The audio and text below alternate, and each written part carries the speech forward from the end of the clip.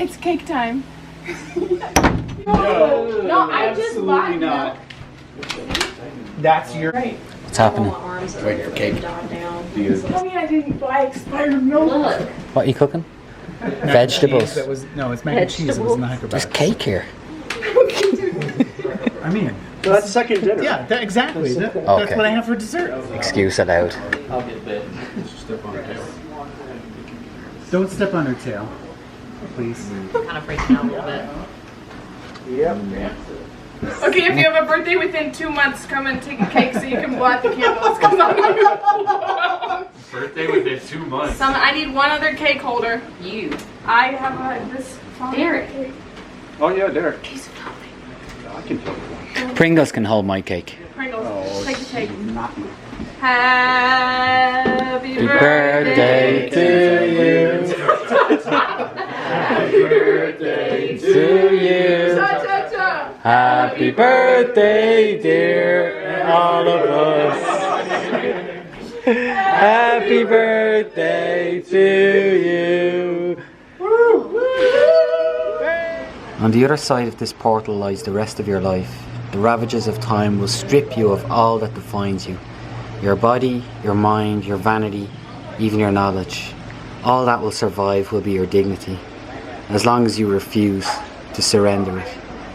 Live life like you stole it.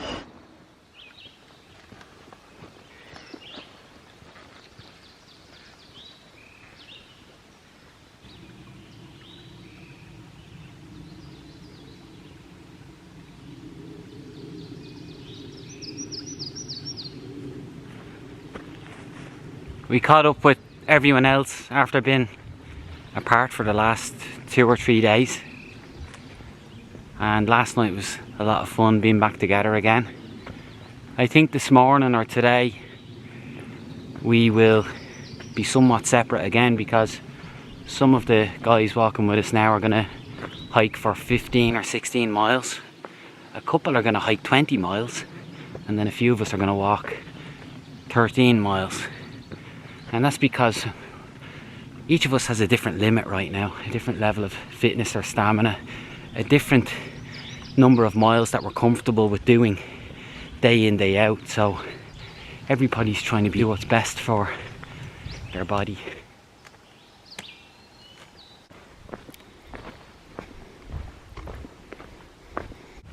Well, aside from all the hidden Native American burial grounds and so on, this is the first graveyard we will have walked past on the Appalachian Trail.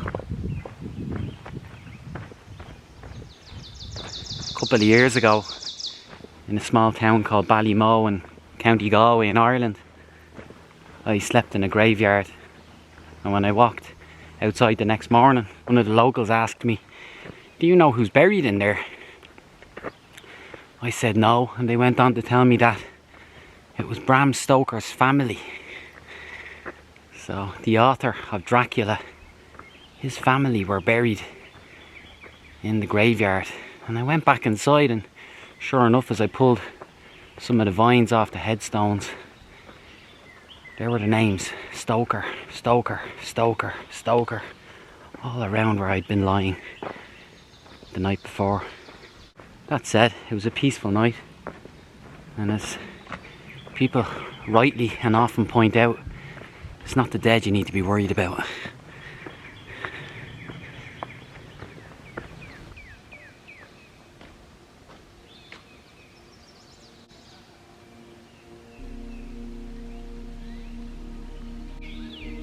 Sovereign Grace, Buck Mountain Baptist Church. I know it's a Baptist church, right? But my question is, why are the churches always closed? In Ireland, when I walk from town to village, from village to town, almost all the churches are open for anyone to go in and sit down by themselves, say a prayer, light a candle. And I think that's the way it should be. The doors should never be closed or locked on a church. And you might say, well, people here would vandalise the church if they were open. And I don't think you're right. I think there is some sort of line there that humans won't cross when it comes to churches, even if it be for reasons of superstition. And I'm not saying all people, I'm saying most people. Either way, I think it's worth the risk. We need these doors open more than we need them closed.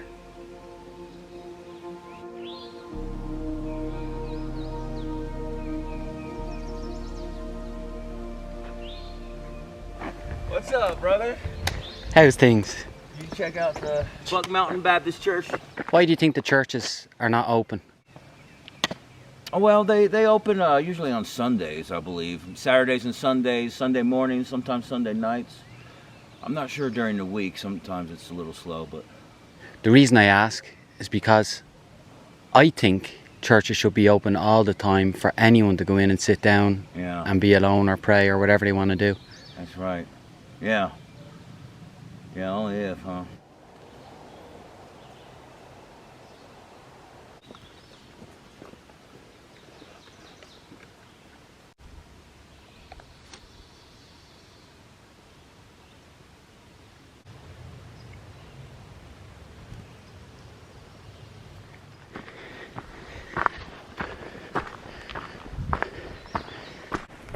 Today's been a good day. Oi. The group, that branch doesn't want me to leave. The group is more dispersed now. So Poe, aka Holly, hiked ahead this morning after we left camp, and that's because she wants to meet up with her family a few weeks from now. She's on a bit of a deadline. And a couple of others are further ahead. But today, still have myself, Magpie, Pringles and Birdie. We've been together since the first week of the trip, so it was nice walking along, looking ahead at these guys and thinking that we've been together for a long time. We've been through a lot together. At the same time, it's a little bittersweet because the group is becoming more dispersed as we go on. And it is what it is. Just have to accept that this path is going to tell a story. And we don't know what that story's going to be just yet. We just have to keep on following the path.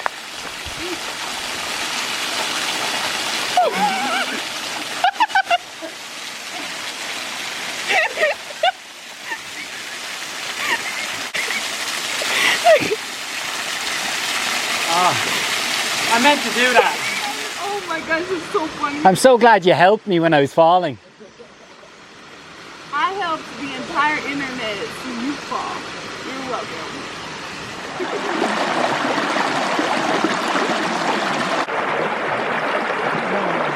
Holy cow!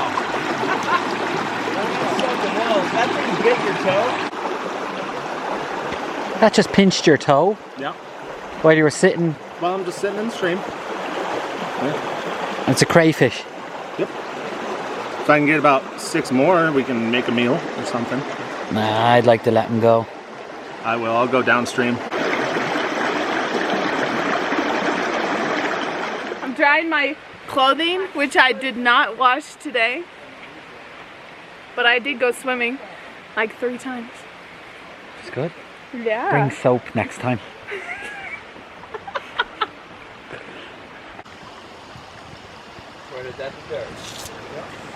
Where are you going to put your bear can?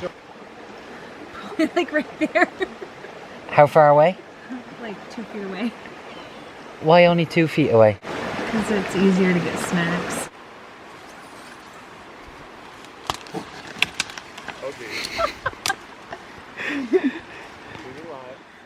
Aside from the physicality, what's something about you that you've learned about yourself on this trek? I used to look at a hill and say, I just needed to get it over with. I need to go quickly. I need to get up as fast as I can just so that the hill is over.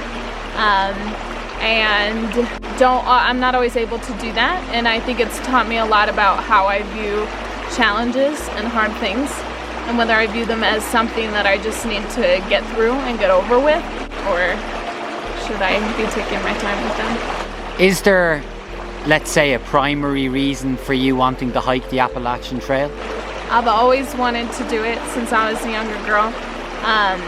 But I kind of came out here for two reasons. I wanted to get to know God more by being in creation, and I also wanted to get to know all of the people out here and hear their stories and share life and love with them. So that's probably why I'm out here. Do you feel as though you are closer to God when you are out here? Yeah, I mean,